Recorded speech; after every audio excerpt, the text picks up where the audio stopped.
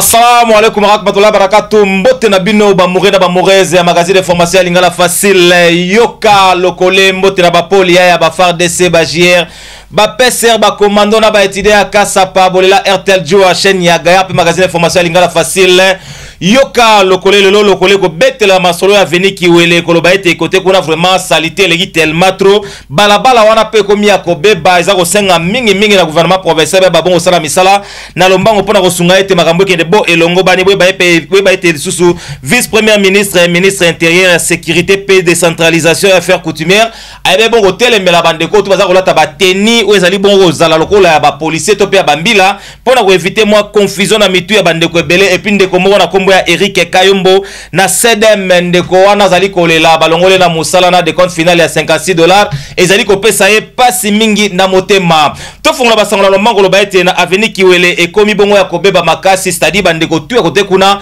bazali kolela balobi ete sengena ba autorité na lombango ba kosala misala wana avant que bambula ye banda parce que kote kuna ekomi vraiment keba na keba. Bien aimé dans le Seigneur diataba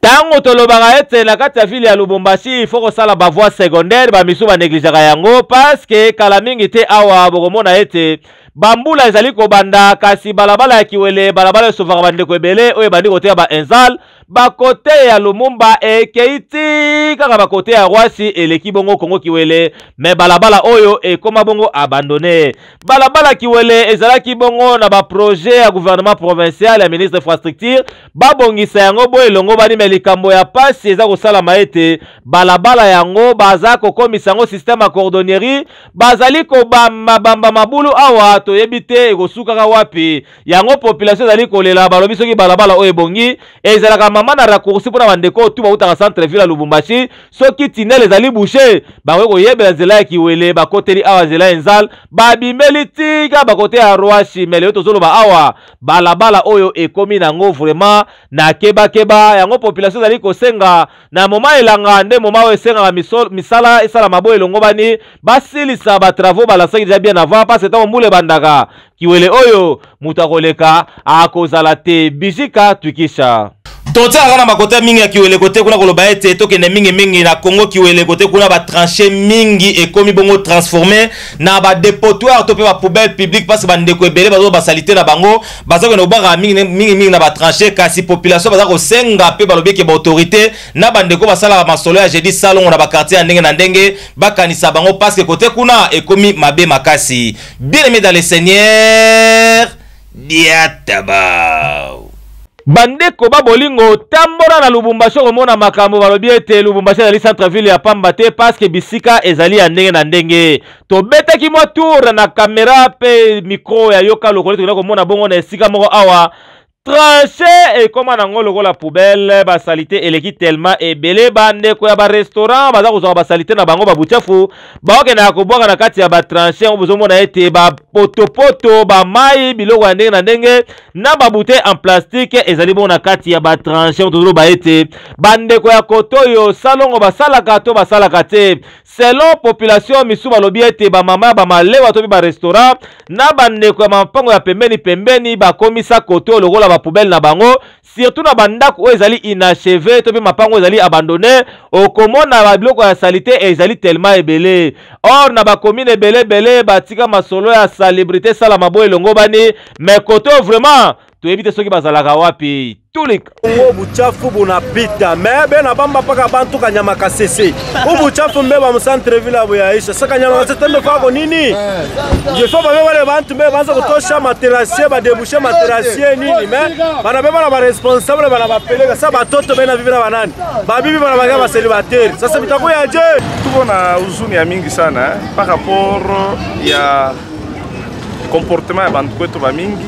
parce que tout n'a remarqué mu terrasse yote bantu wanaanza kuya na mapampers ba buchafu yabo yote ya kumanyumba banakuya banatupa ni materrasse bushiku banakuwa banatupa kama unaangalia mbele muhii ni terrasse kazi yayo ni kukanalize mai inatembea tinja kusema hata kama mvula inapika mai kunashuka bien kushukue ma problème ya ma érosion mais comment comprendre que bantu abana na ile notion hili. Unabeba buchafu unakuwa unatupa mtekasie, unakuwa unabeba vitu vyote tu vya vibaya unaanza kutupa mtekasie, et il arrive que bantu wanaanza kufungula tina na mabimbo tela yabo. Mafungula bimbo tela unaanza kutupa munjia en pleine journée. Voilà. Et après quelques jours, on commence à courir, tout maladie, kuko épidémie, kuko pandémie, kuko endémie. Ni bitu mwa biko bibaya bila tuko naomba kuko banani population yetu. Parce que chez benye njo tuko nalabisha environnement yetu. Wewe mwa unatosha bintu hapa buchafu, unatosha mpango, unatupa mtekasi. Ile tekasi ni munjia pembeni hapa unapitiaka. Unasema aufanye kintu hapana. Ile tuko naomba bantu ba comprendre. Alors, tunaomba tena kuko ba autorité ba betu tuko na. Nous avons des autorités communaux. Il y a des engins, vous avez sorti des engins. Ile maengine tukunaona iko natusaidia nyo kusema mwanze kufanya mambo ya insalubrité, mnatosha buchafu materasie banaitupa. Engin wanatusaidia kaji kani. Engin wanatusaidia kusema mnauzia njoo ya kutengeneza commune mu materasie ya maveni mafashi yote. Mais on a trouvé que uko wote bantu bako mu distraction. Mnashikia sema roi belge unakuya mwe bale dar mnaanza kutengeneza njia wao mtengeneze ile saa mashiku yote msha kuikala bule. Alors ce n'est pas une bonne chose parce que kama population yako inalukula unakuya epidemie mu commune yako utaanza kusema no nani ipo sasa nani ministère wa santé angalie mambo tant que mwe mwenyewe uko autorité mwanzo tusaidia. Ce n'est pas dire que mwe ba autorité mtakuwa mpaka njoo kusema mwanzo kusaidia njoo nani insalubrité, mais mko wako na mwanzo kusema mwanzo kusensibiliser population. Parce que la population mwingine anaweza kuya bantu wengine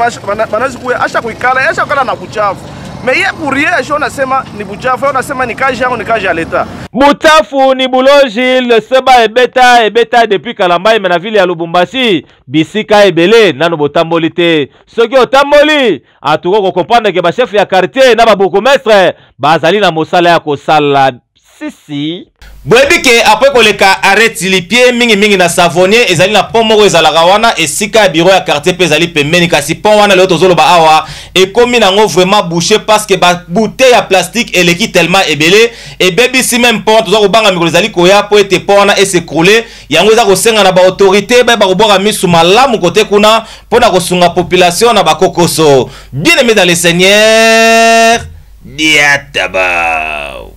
bandeko babolingo tambola na mokili omona vizolongo atuzali bongo na savonnier oyo ezali balabala ya kitoko ebimela bakote ya tunnel eleki awa ebeti banzela tilipie pe ekomi na mwa pont oyo bozali komona kasi pont oyo tozali komona awa ezali pont moko boye ezali bongo korelie mopanzi oyo kote oyo na kote ya bato bato akota vila centre ville Lubumbashi pona kokoma bisika bazali kokende me likambo ya pasi ezali ke pont oyo ndenge ekomi vraiment abandonné ba plastique etondi tellement ebele eza même ba risque ebele oyo ezali kosalama awa po oyo mikolo ezali koya eba bongo kokoya yango bato baza kosenga balobi ete bureau ya quartier moko mpe ezalaka pembeni awa mais soki batiki po oyo na baete ekomeli awa jour ekokoya awa ekokabola balabala na deux parties bandeko ya savonnier bakokoma na kebakeba oyo bazouta bele mpo kota centre ville ya Lubumbashi ekokoma na kokoso balobi mieux vaut prévenir que guérir eza kosenga na baautorité babwaka liso ya kitoko parce que banzela miso baza kobongisa na centre ville ya Lubumbashi ezali nango mpe prioritaire mpenza mingi te mais koto pe bandeko pe bavivaka koto oyo babongisela bango bavide batranche koto oyo babongisa po balongola buchafu ezali awa po population malade ezala mwa musika po koto ba moustique bakokotela bato na film ya Jacob tina bapalestina kote na bango ekosala mwa keba eza kosenga vraiment na baautorité babwaka lisu ya solo. Tolobaka na mboka na biso ba réalité ezali tellement ebele ndeko mona kombo ya Eric Kayombo azali bongo agent CDM côté ya Joli Site ndeko wana azali kolela balongole musala après 5 ans ya batano so pasaki na mopanzi ya CDM balongole ba PC de compte final ya $56 yango za kolela na ba autorité vraiment soki moye ezali babwaka lisu parce que bandeko ya CDM balobi ete ba autorité mingi bazali na poche na bango. Bien aimé dans le Seigneur diataba bandeko babolingo tolobaka na mboko tokomona mingi tokoka ya troka simotema ezalaka gayar ndeko mona kombo ya Eric Kayombo azali bongo agent ya société ya CDM na joli site azali bongo victime azali kolela après 5 ans babulo oya beta na kati ya société ya CDM 2 ans comme stagiaire 3 ans lokola engagé bayebaki bongo tinde na département moko ezalaki na acide ya mingi asengi bateni approprié pour sala musala bo elongo bani et créer incompréhension entre ye na chef na direct bayebaki bongo kobunda kosakana te batie ndeko Eric Kayombo bamanzaka partout bazokisaki dossier comme na niveau ya justice mais likambo ya kokamwa société ya CDM ebaki bongo kobengana ndeko Eric Kayombo balongole après plus de 3 ans baservice asali na kati ya société CDM esalaki ete balongola ye bapesa ye de compte final ya $50 aseplaki na wata mokete alobi bazongisa ye na musala na besoin ya bulo na ye me baprotege ye ube soki bakolongola ye basalela ye bakalkile ndenge esengeli azwa de compte final na ye ayeba bongo kokende na ye kasi ndeko ye moko azangaki maloba te aliaki lisango tulik nga naza travailleur ya CDM joli site awa na Lubumbashi kombo na nga eza Kayombo Sokouta Eric na travaillé na CDM wana comme 2 ans ya journalier et plus 3 ans ya engagement na ngai eloko esali keti na lekana na chaîne eza leka moko esuinga makasi parce que na comportement o elekaki na entreprise na biso ezalaki na poste moko boye to travailler na ben na poste wana déjà 4 personnes déjà bakufa kaka na entreprise wana eza na ba place moko boye eza penza trop dangereux place wana ba bengango yala eza ba produit moko boye chimique oyo ezo matisa tener ya cobalt likolo makasi alors batu déjà bakufa wana bon sku ndenge batu batravaka wana ezalaka nde rotation mais condition oyo ya ko travailler wana eza penza bien te na déclaraki na bakonzi ba chef na biso auto travail na bango ba pesa ngai teni oyo mérité ko travailler wana parce que dans ba produit chimique gants ezalaki te lunettes ezalaki te ba pesa biso cachine oyo ya 500 francs. Déjà 3 personnes bakufa wana pour na ba manque ya ba condition oyo to travail. Alors ceux qui bateni ezali approprié pour na ba produit chimique oyo to travail mais bango ba pesa ki ya yango te. Déjà 3 personnes bakufa bati nanga na travail pe kaka bongo donc me protéger ndengeni. Donc ba linga na kufa nde bomoni débat de yango bomoni débit ya makambo nyonso oyo na ba prime wana motema mabe koti chefu akiko bengala ngai ba policier ba image ezali chefu ayena ba policier na kati akangisi ngai sans tout pas même koko donc koko consulter ba inspecteur ba tout ba to travail na bango na butu mais asengo na mutu na yakangisi ngai ayesus kubondisa ngai na ba 2 heures kubondisa ngai kopasona nga bateni ndenge entreprise a décidé ko licencier ngai na boy musala te ngai naza besoin na musala na ngai alors ndenge entreprise andimi ko licencier ngai esengeli ndi a remercier ngai parce que na travailler na servir entreprise na sali mingi a licencier ngai ça te fait même cause ba condition na ngai médicaux azo licencier ngai bon ce qui alingi kete nazonga misala mais esengeli assurer ngai naza la protéger parce que déjà na entreprise a calculé de compte final na ngai ya $56 azo pesa ngai na numéro ya lokuta ya INSS okuto baeba donc ngakutunga baebi ngate de compte final ya travailleur à travailler à servir l'entreprise pendant 3 ans $56 en tout cas vraiment et ça la passe comment na ba comportement ya boye entreprise tant que était ba consultant na bango na mboka oyo esengeli vraiment banda donc kolandela ka ba suivi ya comment ba peuple congolais ba travailler tozali na mboka ya état de droit eza kosenga vraiment na ba autorité compétable ba boko landela yango bo elongo bani parce que ndeko oyo nango tozoloba awa azali na bakokoso tellement ebele ba difficulté elekeli makasi yango aza kolela pa ya bakonzi ya mboka balandela yango malamu parce que bandeko CDM balobi bango aza ba intouchable baza bona ba autorité mingi na poche na bango. Quelle lecture? Boyebi que vice-premier ministre et ministre intérieur pour sécurité la décentralisation et affaires coutumières eh ben bon côté les mela bande ko ba parti politique ya ndenge na ndenge surtout pour la problème les gars mpanzi ya Kasumbalesa ba pekisi bande ko nyoso ba militaire ba parti politique balata ba teni o ezali ko la phare de topé à la police ou bien noir ba komi ko pekisa bango pour nani parce que mi ko créer insécurité na kati ya mboka na biso RDC. Bien aimé dans les seigneurs Diataba. Personne n'a le droit de porter sur elle une tenue ou tout autre élément qui apparente à la tenue des militaires ou des policiers. Si cela se fait, monsieur le responsable des services de renseignement, monsieur le responsable de la police nationale congolaise et même de l'armée, vous voyez un citoyen à Kinshasa, à Goma, à Kasumbalesa, tel que je l'ai vu moi-même, à Lubumbashi, où l'UNAFEC ou la JUNAFEC et l'UDPS, avec ACO, sont en train de porter ce genre de tenue. Il faut l'arrêter, il faut les arrêter et les conduire devant la police, devant le parquet, pour qu'ils soient jugés et condamnés. C'est vraiment un appel que je lance à tous nos services de renseignement, à tous nos services de sécurité, pour que cette situation-là s'arrête. Parce que cette tenue met en insécurité tout citoyen congolais qui se retrouverait, même dans son quartier, dans un coin d'une avenue, et qui rencontre un monsieur portant une tenue semblable à celle de la police, et qui commence à l'arrêter. Vous pouvez vous imaginer ce qui peut arriver à cette maman, à cette fille, à ce garçon qu'on a envoyé aller nous acheter un peu du sucre au coin de la rue. Voilà pourquoi j'ai dit que tout cela doit s'arrêter. Avant que nous ne procédions à faire quoi que ce soit, les partis politiques sont appelés dès ce soir à faire observer cela à leurs membres. J'ajoute que pendant ce temps, pas de réunion des membres des partis politiques dans les rues. Vous avez des réunions à tenir. Allez dans les sièges de vos partis politiques. Plus question de se retrouver sous les arbres, en train de discuter, en train de porter, pendant que vous portez ce genre de tenue, d'habillement ou de bottines. Plus question de cela. Parce que nous ne pouvons pas accepter que des citoyens congolais mettent les autres en insécurité. Voilà le message que je voulais passer ce soir à travers la RTNC, dans l'espoir que tout le monde m'a suivi, dans l'espoir que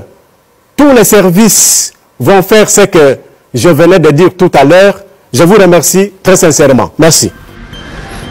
Prix Nobel de la paix, balobi docteur Denis Mukwege ayebaki boko pesa message pour ba Congolais nyonso ba komi ko landa ba Rwandais na ndenge ya désordre ko tambola na ba machete pour na ko papa bango balobi za comportement ya mabe et sengela bande ko na tuba ba bon ko tika comportement parce que ba Congolais bazalaka toujours malamu na bande ko surtout ba voisins nyonso malgré ba guerre ezali entre RDC na bande ko ya Rwanda. Bien aimé dans les seigneurs Diataba. Anisi likambo kote libiso likama otozana kati nango esengi penza ke congolais nyonso na epa nyonso congolais azali ayeba d'abord que esengeli mutu na mutu a respecter moninga, esengeli que la vie humaine ezala préservée. Surtout bandi makambo ya Tramotina ndenge na moni yango na ba video ngana nina loba boyoka ngai muto akosi bino ke bozwa ba machette bo banda contrôler ba voiture na Kinshasa, bo banda contrôler ba faciès ya bato, muto akosi bino aza ennemi ya Congo, boye ba libela ke muto ya bisa kimino ke bozwa ba Tramotina yepe aza na complicité na sengi bino pardon botika koloba makambo ezanga tina na ba réseaux sociaux ba vidéo ya ba violence botika ngo ekola biso kaka nde violence soki moto abimeli moninga na tramontina toza na bakonzo bakopekisa yango te eza pasi na motema mpenza nga nakanisi na moment oyo agression ya Rwanda soki par exemple balingi baexprime colère na bango bakosala yango mais ezala pacifique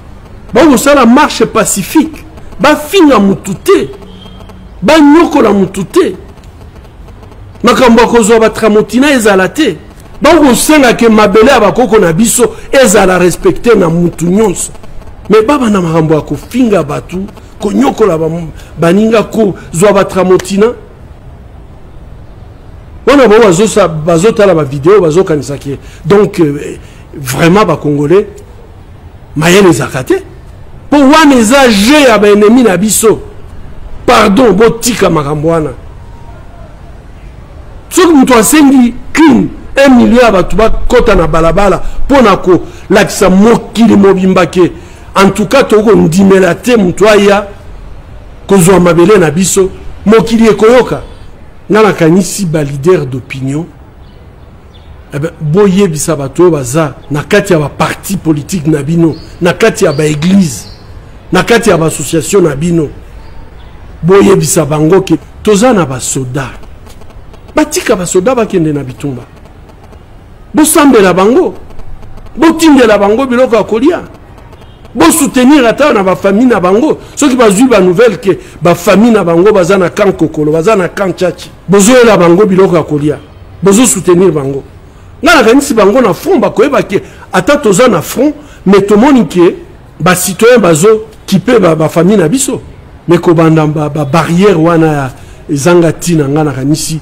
il faut que leader politique nyonso leader d'opinion nyonso atelemela likambo yango ayebisa bango ke wana il faut esila mpe tosengi mpe gouvernement na biso efongola miso éducation esengeli esalama bino mpe bajournaliste bosalisa biso makambo wana ya baémotion pamba tokolonga bitumba na baémotion te il faut tozala réaliste bamboka nyonso eza pembeni na biso likambo moko bazoyela bazwa kaka bamorceau ya mboka na biso po nzambe apambola biso biloko nyonso balukaka na mokili mobimba oyo etali baminere toza nango mutu na mutu azoyela ye mpe azwa ya ye ndambo donc soki biso tobondi te po ke mboka oyo etikala liboke moko totikala lisanga moko nga na anisi situation na biso kozala mabe penza tala ndambo ya basango tobombelaki bino magazine information ya lingala facile yoka lokole merci na bapolia ya bafardc bajr bapeser bakomando baétudie ya kasapa bolela RTL jo a chaîne ya Gayar chaîne ya honorable ya pembe maboko pembe motema pembe leader de l'air leader les politiciens compétents infatigables na mokuse PCI merci na réalisation pe cadrage na montage marambuto de maboko ya Joseph Désiré Mobutu le Sesco le maréchal Bakulu Basissa merci na régie finale to bon na Claude Saini na Prince Kilofia kasi bobino ngo beneza toujours kata maso toujours par rapport moi le CC mais avant le CC to landa moi insolite to zonga juste après pour un système toujours ya kese na kese si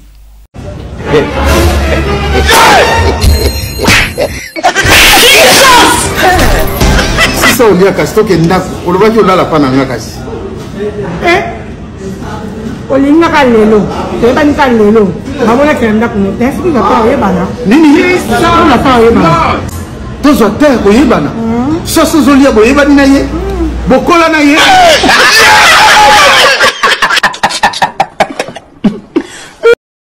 sana bwana haleluya ni mie pasteur Mukona François mimi nasema hivi hakuna hata siku moja utaonaka wa majimu kitoka toka hakuna hata siku moja utaonaka polisi ikitoka toka juu ya nini monite kwa numero italeta apre mutayua ni juu ya nini seke kopo shekere sopo